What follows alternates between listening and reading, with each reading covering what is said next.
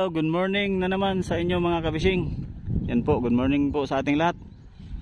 So ayan, nandito na naman tayo sa ilog. Yan, bali may gagawin na naman tayo dito. Marami pa tayong gagawin. So ayan po, kanina po ay nagkapit kami ng yung lagayan ng container, yung dalawang kawayan na yan. Yan, dito sa baba. So ayan mga kabising, kinabit namin yan kanina, pati sa kabila meron din ganyan. So ngayon wala pa siyang kung mapapansin nyo po ay nakataas pa yung kanyang pakuko. Kasi kailangan pa yan ni baguhin, pababa mga kabising. Kasi binaliktad kasi namin to. Yan yung palatik na yan. So pati doon sa kabila wala pang pakuko. Kaya hindi pa kami makapaglagay ng arsya. Yung ganyan, lubid na yan pa ganyan. Hindi pa kami makapaglagay ng ganyan. So ngayon, doon muna yung aming ginawa. Tapos naglinis kami sa loob. Tapos nandito kami sa baba na naman mga kabising. Habang wala pang pakuko yun. Tubig oh. So medyo makalat yung area natin dito.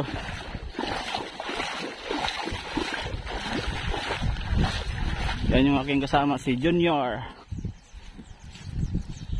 So ito ang gagawin namin ngayon, mga palangoy. Bali lihain lang namin to mga kabising. Tanggalan lang namin ng ganito. Tapos pinturahan namin ng kulay puti. Yan, nagkabit siya ng patungan. Kasi ipatong namin dito yung yung mga kawayan, para hindi siya makuan sa buhangin. Hindi magkabuhangin yung kawayan, yung pintura. Kailangan namin siyang itaas mga kabising. Yan. So ganyan siya magtali para makapigil talaga. Ay, kailangan pala itong banting Hindi kaya itong tumba. Baka hindi siguro paglagay ng kawayan. Pagka matumba siya, ating bantingan talaga. Lagyan natin ng grease. Ganyan siguro muna. Wag muna isagat para may pangbanting tayo.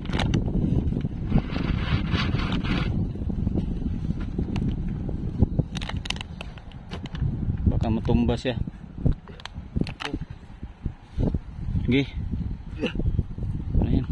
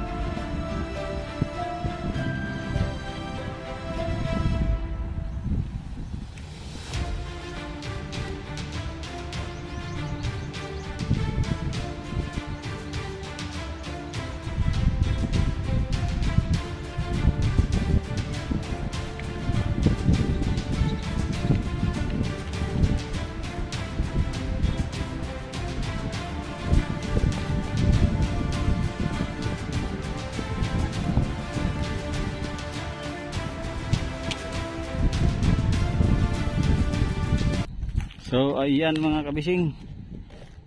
Yan, bali nagtayo na naman kami ng panibagong dito yung tukod. Kasi yung aming tukod dun sa gitna ay natumba kanina. Kaya nagtayo na naman kami dito panibago. Bali tatlo na ito. Tatlong patungan na. So nagpintura na si Junior. Yan. Ibabaw pa lang na pinturahan dito sa baba, wala pa. Yung puro ibabaw pa lang, pangalawang kawayan pa lang yan mga kabising. Kasi ang panahon dito pa rin, makulimlim. Yan, makulimlim. Medyo masama pa rin yung panahon dito, medyo malakas pa rin si amihan. Baka sa sunod na mga araw nito ay kakalma na si Amihan mga kapising. Kaya nagdandahan lang kaming trabaho kung anong dapat magawa namin sa bangka. Para paglaki ng tubig nito ay makalabas na kami.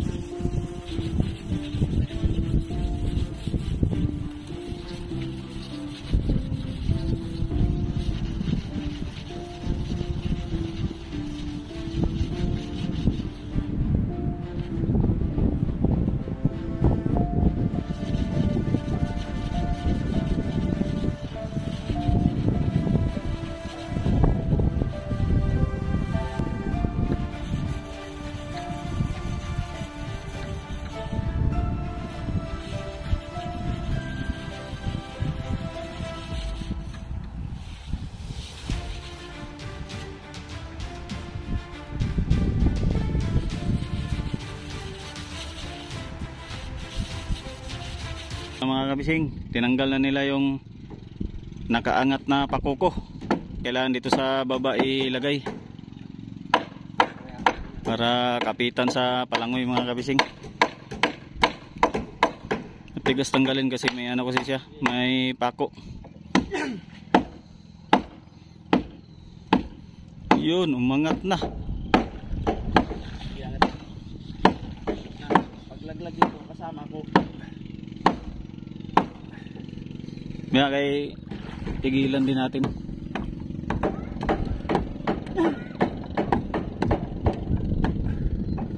Daming nangaligo ngayon na kuwan ah. Pabalik-balik yung mga kuwan ah. Pagkan maliit. Laglag ng kahoy. Hindi ko katkuan yan. Hindi pa naglag. Tara. May pako mo diyan. May pako nga ito. Hindi walang pako. Natanggal ah.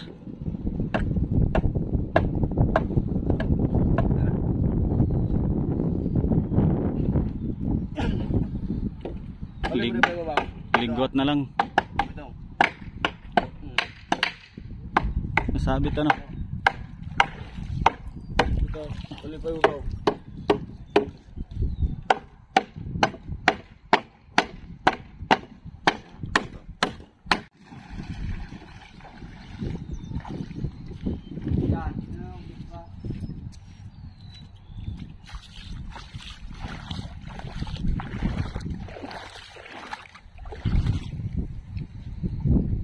Ayan mga kabising, sinusukatan ng panday yung hubog ng pakuko. Kasi yung ano ay yung pakuko ay natanggal na. Kaya ngayon ay nagsukat na siya ngayon. Tapos dito sa kabila ay ayan, nakabaliktad pa rin. Ayan, kailangan din tanggalin yan mga kabising. Tapos yan, pababa din siya para malagyan ng palangoy. Pati dito sa gitna wala pang pagkukuyan. Yan, marami pa tayong gagawin dito sa bangka na to. Marami pang trabahoin. Nakaangat pa rin yung ano mga kabising oh. Lagyan pa rin ng perno yan. So yan, paunti-unti lang hanggang sa matapos yung mga trabaho.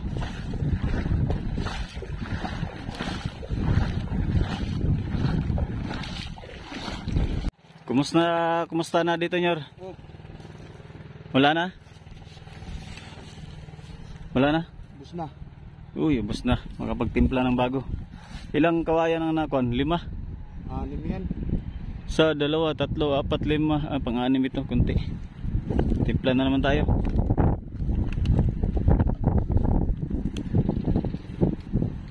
So, ayan. Bali, 6 na kuwan pa lang. Sa ibabaw lang to mga ka-fishing, sa ibabaw. Wala pa sa ilalim mo. Yan, sa ibabaw lang. So, timpla naman. Ulit tayo.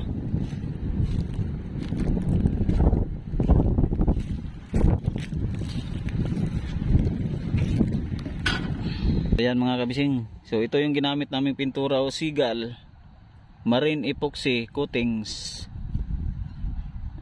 Epoxy Enamel White. Yan yung pangalan ng pintura. O haluin muna natin. Haluin muna itong pintura. Yan, paunti-unti lang yung pagtimpla. Kasi hindi pwedeng maramihan, baka biglang umulan ay masayang lang yung pintura mga kabising, kasi yung panahon dito ay makulimlim. Biglang naulan tapos nainit na naman, ganyan.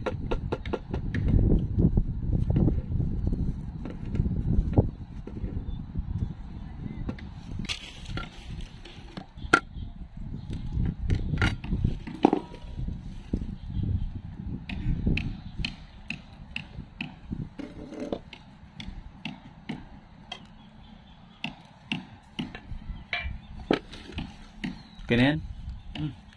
Da.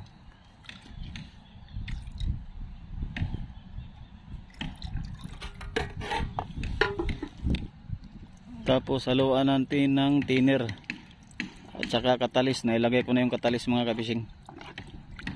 Kailangan ng thinner para lumambot siya, kasi pag katalis lang ay madaling tumigas. Habang nagawa yung panday doon mga kabising, kami dito ay nagpipintura. Yan yung dalawang panday, oh. Binanata na nila para matapos na, para makapag-garsya na kami.